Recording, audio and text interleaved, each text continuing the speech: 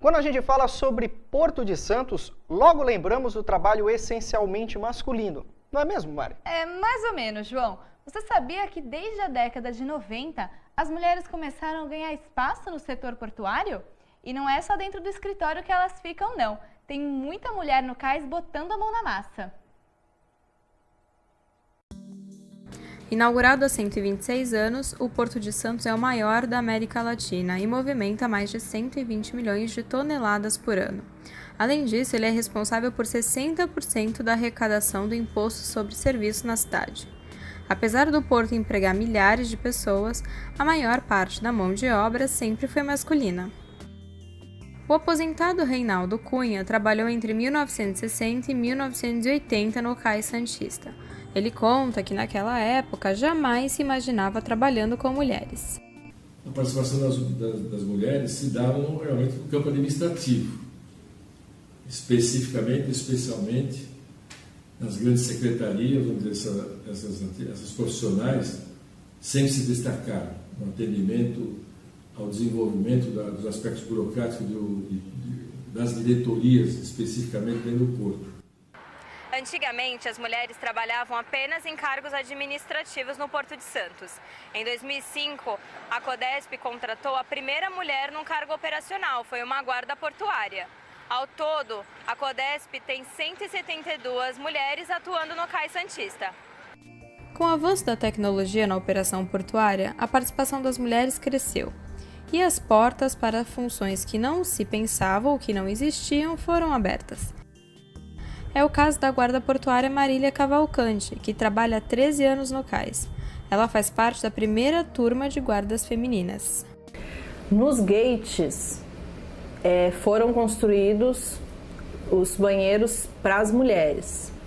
Nas bases foram melhorando, se não me engano, o ano passado que começaram a fazer, ou esse ano que estão arrumando para fazer os vestiários femininos também. É tudo uma adaptação, como a companhia está sempre em adaptação, está melhorando e tudo, então esse ano parece que estão arrumando também. A fiscal de dragagem Monique Rodrigues trabalhou na obra do canal de Piaçaguera. Ao embarcar, percebeu que a infraestrutura não estava preparada para receber mulheres. Ela conta sobre os desafios durante a jornada de trabalho. Antes mesmo de eu ser contratada, eu contei para alguns amigos e familiares que eu ia entrar nesse emprego, que eu ia ficar embarcada, e eu já vi o preconceito logo aí de cara. Muitas pessoas falaram assim, para mim diretamente, que o que você está fazendo não é certo, porque você vai para um ambiente altamente masculino, um navio que não tinha como ficar mulheres porque só tinha banheiros coletivos. Então aí já não foi permitido ficar nesse navio, eu tive que ficar em outro. Preconceito e discriminação são dificuldades que elas tiveram que aprender a lidar. Na maioria das vezes, seus postos de trabalho estão cheios de homens. É o exemplo da amarradora Maria Denizete, que conta como é exercer uma função que historicamente é realizada por homens. Entrei num grupo de 6 mulheres, já vi algumas mulheres aqui no caso. Mas quando eu cheguei, eu percebi um certo preconceito. Diria assim, não está uma infraestrutura feminina, porque o porto é masculino, se a gente for analisar dessa forma. Não que seja machista, não estamos falando de forma machista, mas acostumado em receber muito homem. Apesar das conquistas das últimas décadas, as mulheres ainda necessitam do básico para trabalhar. Com a tecnologia se reinventando a cada dia, o número de mulheres atuando no porto tende a aumentar. E com isso, o porto terá que se remodelar para poder atendê-las. Muito interessante essa matéria da Ana Carolina Dias, né, João? É bacana saber que a mulher também está lá no cais do porto. E agora é hora de falar sobre um assunto sério, o autismo. Todo mundo sabe que a busca pelo diagnóstico, as dificuldades no dia a dia e a inserção no mercado de trabalho são alguns dos desafios de jovens autistas. E quem conta essa história pra gente é a repórter Fernanda Durante.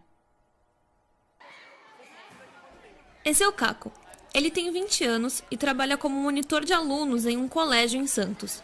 Por outro lado, Gustavo tem 24 anos, adora desenhar, ler mangás e passear com seus cachorros Nina e Tai. Os dois têm rotinas e vidas diferentes, mas são ligados por uma característica em comum: são portadores de autismo.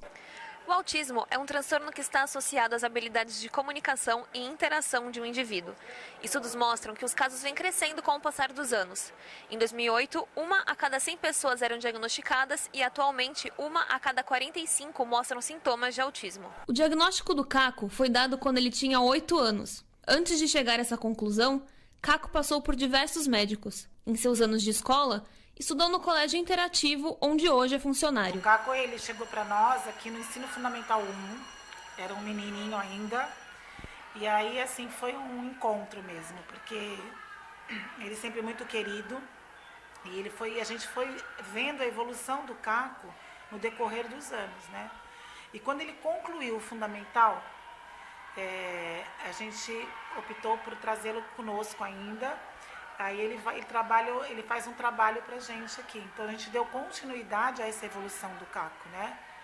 Então com isso a gente também percebeu que a autoestima dele ficou bem maior. Eu sou ajudante, eu sou inspetor, eu tomo conta do lanche, ajudo as meninas aí. Os portadores de autismo não possuem todos as mesmas características. Elas mudam de pessoa para pessoa. Algumas costumam ser mais comuns, como a hipersensibilidade e as dificuldades ao desenvolver a fala, a interação social e a linguagem. A descoberta tardia do autismo também aconteceu com Gustavo, apesar da persistência da mãe, a psicóloga Sandra Lia Rodrigues. De pequeno, o Gustavo chorava muito, uma labilidade de humor bastante acentuada, isso me chamava atenção, e ele também demorou a falar, né? Ele foi falar de forma assim mais correta para lá dos 7 anos de idade. E aí eu procurei uma fono, também detectou aquela questão do atraso na fala e nós fomos buscar outro profissional da saúde. Isso desde os 3 anos de idade. Mas o diagnóstico mesmo fechado, isso nós só conseguimos por volta dos 16 anos. Passear com seus cachorros, ler e estudar fazem parte da rotina de Gustavo. Atualmente, ele cursa design de games em uma universidade e está preparando um projeto de jogo. Não é muito fácil, não só tema, ideia criativa, mas ser específico.